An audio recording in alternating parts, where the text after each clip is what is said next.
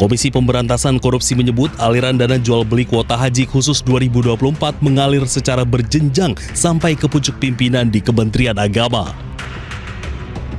Pelaksana tugas Deputi Penindakan dan Eksekusi KPK, Asep Guntur Rahayu menyebut aliran dana berasal dari agen travel dan besarannya berkisar 2.600 hingga 7.000 dolar AS untuk setiap kuota yang diberikan. Dan KPK Selasa pagi, kedatangan Yakut untuk memenuhi panggilan tim penyidik terkait kasus dugaan korupsi kuota haji 2024.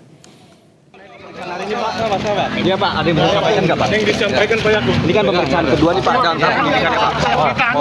Mohon izin ya. Yakut tiba di gedung KPK pukul 11.24 waktu Indonesia Barat, didampingi beberapa orang terdekatnya. Saat tiba di depan gedung KPK, Yakut enggan menjawab berbagai pertanyaan dari awak media. Usai memasuki gedung, Yakut sempat menunggu sejenak di ruang tunggu lobi gedung, sebelum akhirnya beranjak naik ke lantai 2 gedung untuk menjalani pemeriksaan.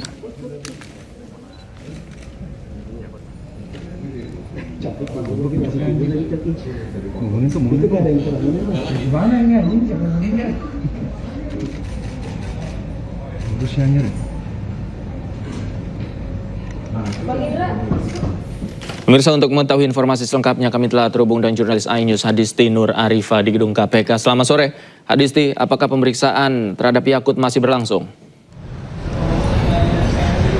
Ya, selamat sore Davi dan juga pemeriksaan terhadap mantan Menteri Agama Yakut Khalil Qomas hingga saat ini masih berlangsung di Gedung Merah Putih KPK, di mana tadi Yakut mulai diperiksa sekitar pukul 12 waktu Indonesia Barat. Artinya hingga saat ini pemeriksaan sudah berlangsung kurang lebih hampir mencapai 5 jam lamanya. Dan tadi setibanya Yakut di Gedung KPK ini tidak berbicara banyak atau irit bicara, juga tidak memberikan pernyataan yang berarti, di mana tadi Yakut segera atau bergegas masuk ke Gedung KPK ini untuk menjalani pemeriksaan terhadap dirinya.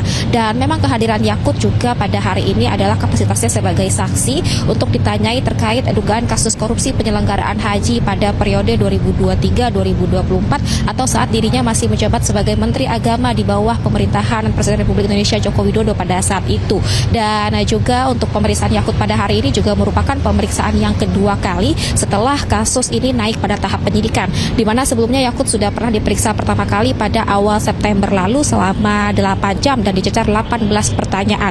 Dan tentunya pada pemeriksaan yang kedua atau pemeriksaan kali ini merupakan pemeriksaan lanjutan untuk kasus yang sama, di mana KPK akan mendalami dan juga meminta keterangan serta juga nantinya akan memastikan terkait keterlibatan Yakut dalam dugaan kasus korupsi penyelenggaraan kuota haji di saat dirinya masih menjabat sebagai Menteri Agama, di mana pada periode tersebut 2023-2024 pemerintah Indonesia mendapatkan kuota haji tambahan dari pemerintahan Arab Saudi sebesar 20.000, dan seharusnya kalau berdasarkan undang-undang penyelenggaraan haji jumlah tersebut seharusnya ini dibagi sebanyak 92% untuk haji reguler dan juga 8% untuk haji khusus. Namun penerapannya pada saat itu justru dibagi secara merata, yakni 50% dan juga 50% atau 10.000 untuk haji reguler dan juga 10.000 untuk haji khusus. Nah, inilah tentu yang dinilai menyalahi aturan sehingga KPK menduga adanya praktik jual beli kuota haji oleh sejumlah oknum yang berada di Kementerian Agama. Dan ini akan digali, akan dicari tahu, didalami oleh pihak KPK terhadap Yakut. Pada hari ini juga ada 2 saksi lainnya juga yang diperiksa bersama Yakut hari ini dari Asosiasi Haji. Kemudian juga KPK akan mendalami terkait aliran dana dari dugaan kasus korupsi tersebut. Sementara itu kalau terkait kerugian negara ditaksir mencapai 1 triliun rupiah. Davi. Ya, hingga saat ini Yakut masih menjalani pemeriksaan di gedung KPK. Terima kasih Hadisti Nur Arifah atas laporan Anda dari gedung KPK Jakarta. Selamat sore, selamat bertugas kembali. Pemirsa, KPK terus mendalami aliran dana kasus korupsi kuota haji di Kementerian Agama. Berbagai pihak telah diperiksa termasuk mantan Menteri Agama Yakut Khalil Qomas yang telah dicegah keluar negeri.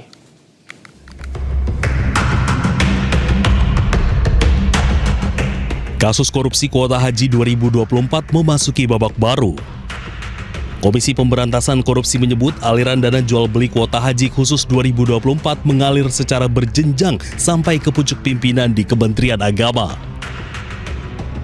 Pelaksana tugas Deputi Penindakan dan Eksekusi KPK, Asep Guntur Rahayu menyebut aliran dana berasal dari agen travel dan besarannya berkisar 2.600 hingga 7.000 dolar AS untuk setiap kuota yang diberikan.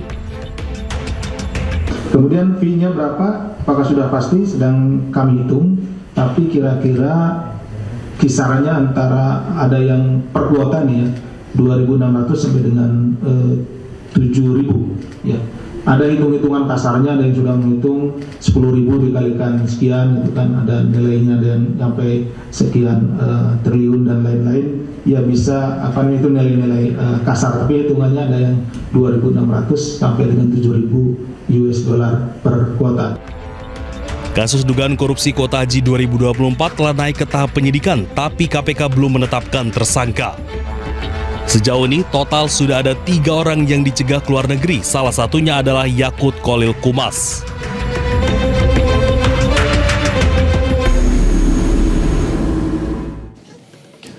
Sidang pembacaan dakwaan terhadap mantan Menteri Pendidikan Nadiem Makarim ditunda pekan depan. Sidang ditunda lantaran Nadiem tidak dapat hadir karena masih dalam proses penyembuhan pasca operasi.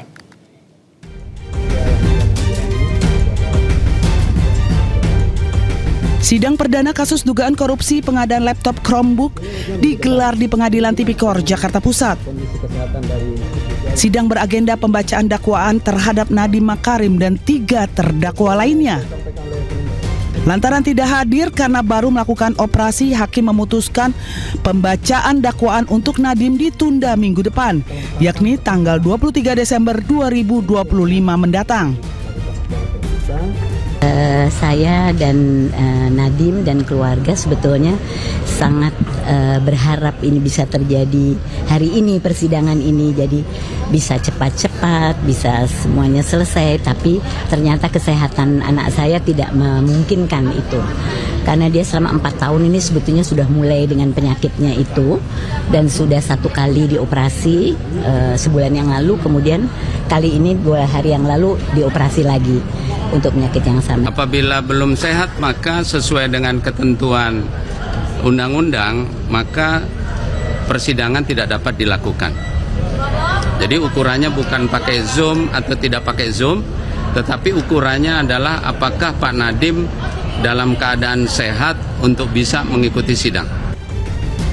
Nadiem Makarim sebelumnya sempat mengajukan pra-peradilan, namun permohonan tersebut seluruhnya ditolak Hakim Pra-Peradilan Pengadilan Negeri Jakarta Selatan. Hakim menyebutkan bahwa penetapan tersangka oleh Kejaksaan Agung dalam kasus dugaan korupsi pengadaan laptop Chromebook sah menurut hukum.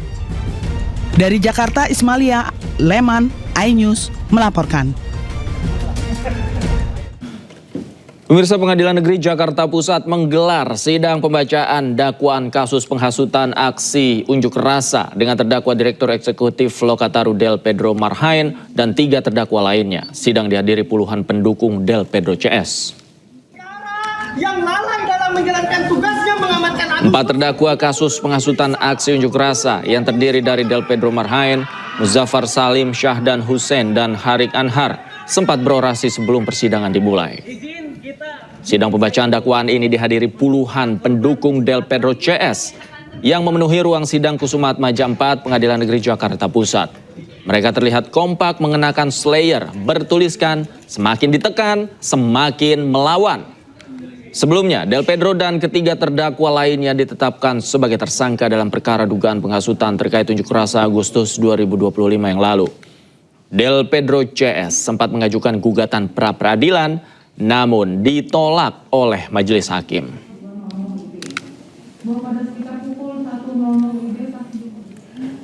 Sementara itu, Komisi Reformasi Polri mendorong penangguhan hukuman bagi aktivis yang ditangkap pada aksi akhir Agustus yang lalu. Ada 3 aktivis yang menjadi sorotan, 2 diantaranya adalah aktivis lingkungan hidup.